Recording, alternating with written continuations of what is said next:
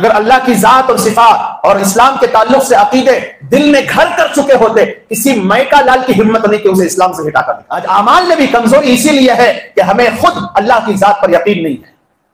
اس کی طرف سے ملنے والے جزا اور سزا پر ہمیں یقین نہیں۔ دکھ ہمیں اس بات کا ہے کہ اسلام والے اسلام کو نہیں سمجھ رہے، لیکن خوشی اس بات کی ہے جتنا کچرا اس امت سے ارتداد کے نام پر لڑکے اور لڑکیوں کے نام پر نکل رہا ہے، اس سے کہیں زیادہ دوسرے ممالک میں جہاں اسلام دشمن طاقتیں پنپ رہی ہیں، ان کے درمیان میں اسلام میں داخل ہونے والے پیدا ہو رہے ہیں۔ یہ طے شدہ بات ہے کہ جو اسلام کو پیٹ دکھائے گا اللہ اسے کچرے کی طرح نکال کر پھینکے گا، لیکن ڈرنا اس لیے ہے کہ کہیں اس کچرے میں ہم شامل نہ ہو جائیں۔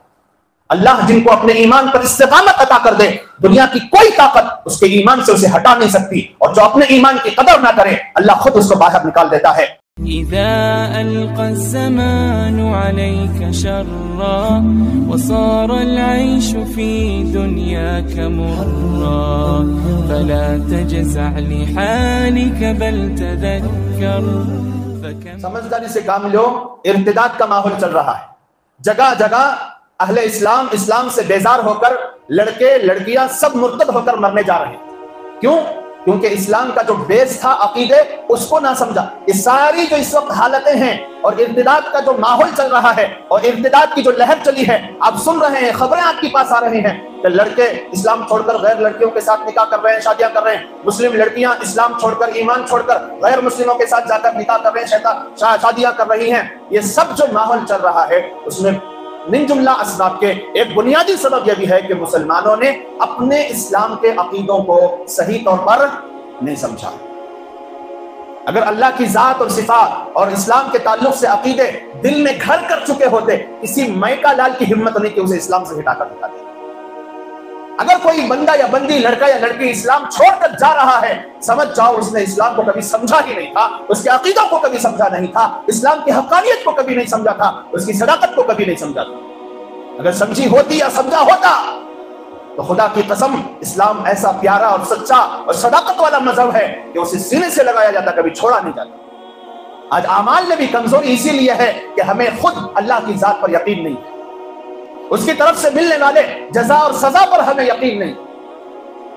میں اللہ کا واسطہ دیتا ہوں، یہ جو کام ہم نے شروع کیا ہے، میری دلی تمنا ہے کہ ہر مسجد میں کم از کم 1 گھنٹہ 1.5 گھنٹہ یا 2 گھنٹہ ہفتے میں ایک مرتبہ ہی صحیح ایک 2 عقیدے کو سمجھایا جائے اور دلوں میں اس کو اتارا جائے۔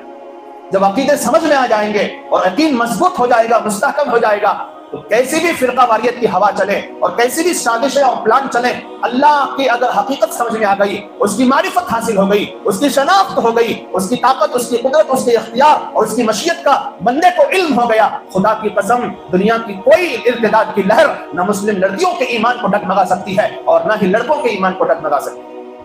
دکھ ہمیں اس بات کا ہے کہ اسلام والے اسلام کو نہیں سمجھ رہے، لیکن خوشی اس بات کی ہے جتنا کچرا اس امت سے ارتداد کے نام پر لڑکے اور لڑکیوں کے نام پر نکل رہا ہے، اس سے کہیں زیادہ دوسرے ممالک میں جہاں اسلام دشمن طاقتیں پنپ رہی ہیں، ان کے درمیان میں اسلام میں داخل ہونے والے پیدا ہو رہے ہیں۔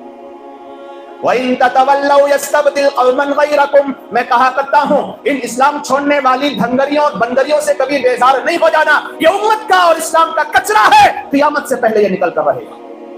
ہاں افسوس ضرور ہوگا، ہم روک نہیں سکیں گے، یہ بات بھی لکھ لو میری، جتنی لڑکیاں اسلام کو آج چھوڑ رہی ہے ہم ان کو روک نہیں سکیں گے، اور جتنے لڑکے اور مرد اسلام سے بیزار ہو چکے ہیں ہم ان کو بھی روک نہیں سکیں گے۔ یہ طے شدہ بات ہے کہ جو اسلام کو پیٹ دکھائے گا اللہ اسے کچرے کی طرح نکال کر پھینکے گا، اور جن لوگوں نے پیٹ دکھائی ہوئی ہے وہ بھی اپنے ایمان کی خیر منائیں۔ اور میں یہ بات اپنی طرف سے نہیں کہہ رہا ہوں، خود اللہ نے قرآن مجید میں اللہ کے نبی علیہ السلام پر اتار دی ہے، وَإِن تَتَوَلَّوْا يَسْتَبْدِلْ قَوْمًا غَيْرَكُمْ ثُمَّ لَا يَكُونُوا أَمْثَالَكُمْ، تم اگر پیٹ پھیرو گے، میرے احکامات پر عمل کرنے سے منہ موڑو گے، میری ذات پر کامل یقین رکھنے سے، اسلام کی تعلیمات پر عمل کرنے سے بچنے کی کوشش کرو گے، تو پھر تمہیں कचरे की तरह निकाल कर फेंक दूंगा और ऐसी कौम को लाऊंगा जो तुम्हारी जैसी रही रहेगी, यानी उनका ईमान तुम्हारे ईमान के मुकाबले में 100% मजबूत होगा, उनके अमाल तुम्हारे अमाल के मुकाबले में 100% जानदार होंगे। मुझे एक तरफ खुशी है कि इस्लाम छोड़ने वाले जा तो रहे हैं, उससे कहीं ज्यादा अंग्रेजों में से इस्लाम में दाखिल होने वाले आ रहे हैं, यहूदियों में जो कट्टर दुश्मन हैं उनमें से इस्लाम के चाहने वाले पैदा हो रहे हैं। हुनूद जिनकी कोशिश, जिनकी सरासर मेहनत ही यही है कि इस मुल्क के अजीज से इस्लाम का या मुसलमानों का नामो निशान मिटाया जाए, उनकी नस्लों में से अल्लाह का नाम लेने वाले पैदा हो रहे हैं। तो एक तरफ खुशआइन बात है तो एक तरफ दुख की बात है, लेकिन मुझे किसी किस्म का कोई दुख नहीं है उन जाती हुई लड़कियों और लड़कियों पर, उन पलटती हुई लड़कियों और लड़कियों पर मुझे कोई अफसोस नहीं है। मैं जानता हूं अल्लाह रब्बुल इज्जत इस उम्मत का कचरा निकाले बगैर सांस नहीं लेगा, लेकिन डरना इसलिए है कि कहीं उस कचरे में हम शामिल ना हो।